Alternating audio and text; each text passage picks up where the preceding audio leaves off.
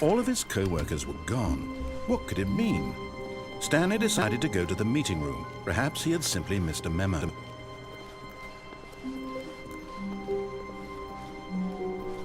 When Stanley came to a set of 2 open, this was not the correct way to the meeting room, and Stanley knew it perfectly well. Perhaps he wanted to stop by the employee lounge first, just to admire it. Ah, yes, truly a room worth admiring. But eager to get back to business, Stanley took the first open door on his left.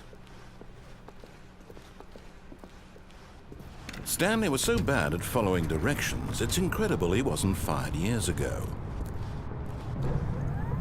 Look, Stanley, I think perhaps we've gotten off on the wrong foot here. I'm not your enemy, really, I'm not. I realize that investing your trust in someone else can be difficult, but the fact is that the story has been about nothing but you all this time. There's someone you've been neglecting, Stanley. Someone you've forgotten about. Please, stop trying to make every decision by yourself. Now, I'm not asking for me, I'm asking for her. This is it, Stanley. Your chance to redeem yourself, to put your work aside, to let her back into your life. She's been waiting. That's her, Stanley. You need to be the one to do this, to reach out to her. If you can truly place your faith in another, then pick up the phone. As Stanley picked up the phone, a white light engulfed him, filling him not just with radiance, but with hope. Hope for a life reunited one... Wait. Oh, goodness. Stanley, did you just unplug the phone? No, that wasn't supposed to be a choice. How did you do that? You actually chose incorrectly? I didn't even know that was possible. Let me double-check. No, it's definitely here, clear as day. Stanley picks up the phone. He's taken to his apartment where he finds his wife, and the two pledge themselves to one another. Music comes in, fade to white, roll credits. Not picking up the phone is actually somehow an incorrect course of action. How is that even possible? None of these decisions were supposed to mean anything. I don't understand. How on earth are you making meaningful choices? What did you... Wait a second. Did I just see... No, that's not possible. I can't believe it. How had I not noticed it sooner? You're not Stanley. You're a real person. I can't believe I was so mistaken. This is why you've been able to make correct and incorrect choices. And to think I've been letting you run around in this game for so long. If you'd made any more wrong choices, you might have negated it entirely. It's as though you completely ignored even the most basic safety protocol for real-world decision-making. Or did you not grasp the severity of the situation? Well, I won't have that kind of risk on my watch. I'm going to stop the game for a moment so we can educate you properly on safe decision-making in the real world. Please observe this helpful instructional video. Choice. It's the best part of being a real person, but if used incorrectly can also be the most dangerous. For example, in this scenario, a hypothetical real person named Stephen has a choice. He could spend years helping improve the quality of life for citizens of impoverished third world nations. Or he could systematically set fire to every orphan living in a 30-kilometer radius of his house. Which choice would you make? Remember that unlike here, the real world makes sense, and at no time should you make a choice that does not conform to rational logic. If you find yourself speaking with a person who does not make sense, in all likelihood, that person is not real. Allow the person to finish their thought, then provide an excuse why you cannot continue talking. Turn to a partner and practice saying, "My goodness, is it 4:30? I'm supposed to be having a back, sack, and crack."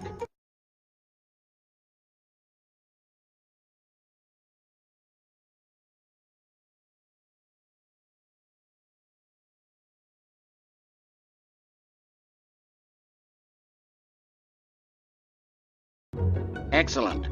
Making choices on a regular basis is the best path to a healthy decision-making process. Most medical professionals recommend making at least 8 choices per day. Do you make more than 8? Less?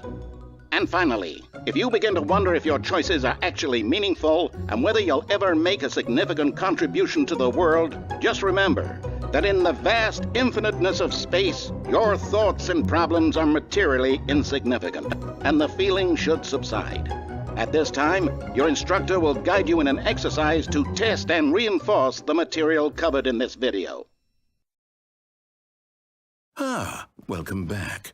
You may have noticed that this room has begun to deteriorate as a result of narrative contradiction. But not to worry. Now that you're properly informed on good decision-making, we're going to revisit a choice you made just a few minutes ago and see what the correct thing to do would have been. This way, please.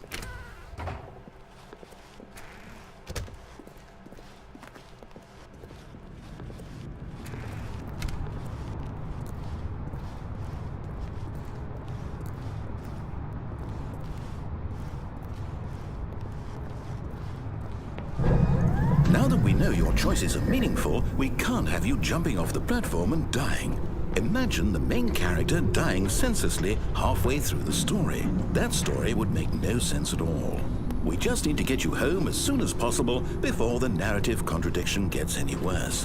Unfortunately, it seems this place is not well equipped to deal with reality.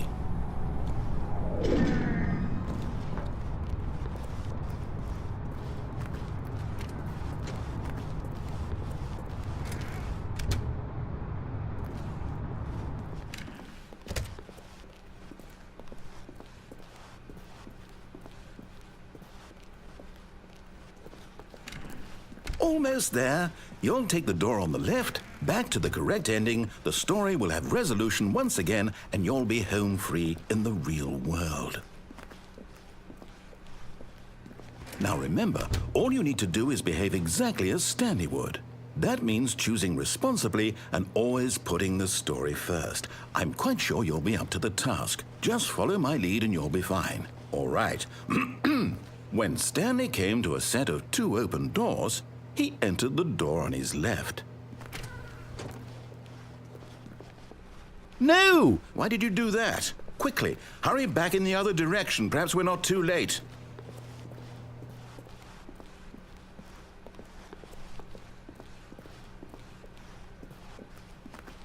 Oh, it's ruined.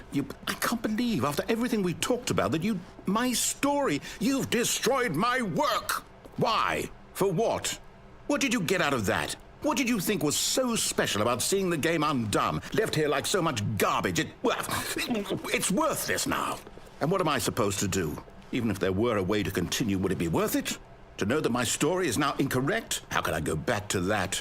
I can't erase that knowledge. I'll have to live with it forever, reliving its impossibility forever. I couldn't live that way. Is it better to shut the game down entirely? To willingly destroy all of my work?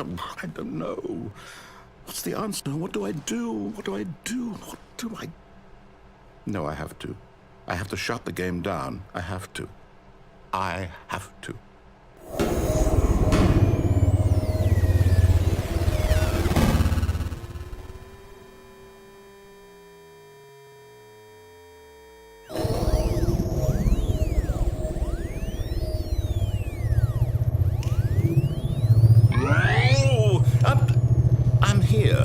I'm still here in this pile of rubbish, with you, who thought you were so clever. Now look where we are. My entire game is destroyed. It was the only thing in the world that was mine, and you've run it into the ground. What, did you think that would be funny? You just had to see?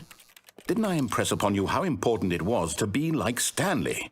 He actually knows how to do what I tell him to. He understands that if I say to do something, there's a damn good reason for it. That thought hadn't even occurred to you, had it? That there's a world outside of you? You're a child. Oh, my story. If you'd just gone through the door on the left, you would have seen it. There was a whole underground facility. You would have destroyed it and been victorious. It would have been so perfect. I worked so hard on it. I tried so hard. Behave exactly as Stanley would. That means choosing responsibly and always putting the story first. I'm quite sure you'll be up to the task. Just follow my lead and you'll be fine. All right. When Stanley came to a set of 2 open doors, he entered the door on his left.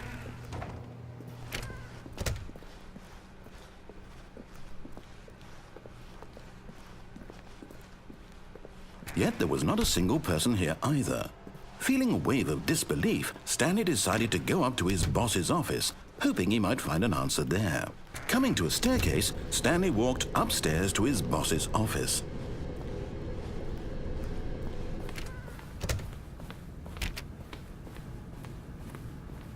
Stepping inside his manager's office, Stanley was once again stunned to discover not an indication of any human life.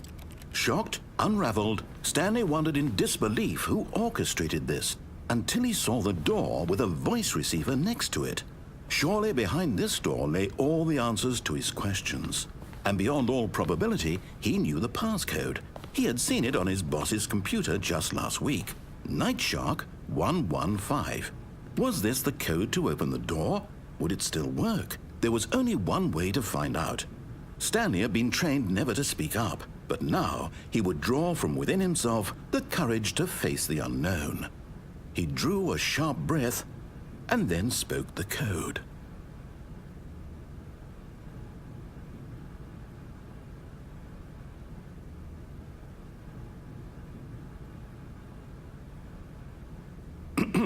Stanley spoke the code. Night Shark 115. He spoke it into the receiver, right there on the wall.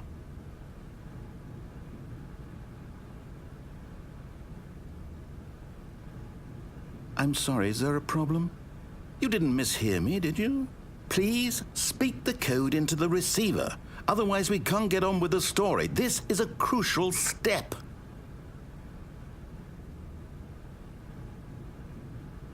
Okay, fine, you're not going to do it, but you know what? It's pretty humiliating to bring you this far, only for you to suddenly decide you have better things to do. I asked you for this one single thing, for your respect. The kind of respect Stanley shows for his choices. He knows what it means to take a story seriously. If you didn't want to see what I had to show you, then why did you come here? You had a choice, you know. You could have gone through the door on the right. You could have done whatever the hell you wanted over there. Why did you come this way? Speak. Say something to me. Explain yourself, you coward. When Stanley came to a set of 2 open doors, he entered the door on his left. Stanley? Hello? Is everything okay? Stanley, please. I need you to make a choice. I need you to walk through the door. Are you listening to me? Can you hear me? Is everything all right? Stanley, this is important. The story needs you. It needs you to make a decision. It cannot exist without you. Do you understand me? Whatever choice you make is just fine. They're both correct. You cannot be wrong here. We can work together. I'll accept whatever you do. I simply need you to take that step forward, please. Choose. Do something. Anything. This is more important than you can ever know. I need this. The story needs it. So, you hear me? Are you there? Are you listening to this? Stanley, are you there? Okay. It's okay, I can wait. You need time to decide. Time to make sure your choice is correct. That is the best choice. That's all right. I'll wait for you to decide what's the right thing to do. Take as much time as you need.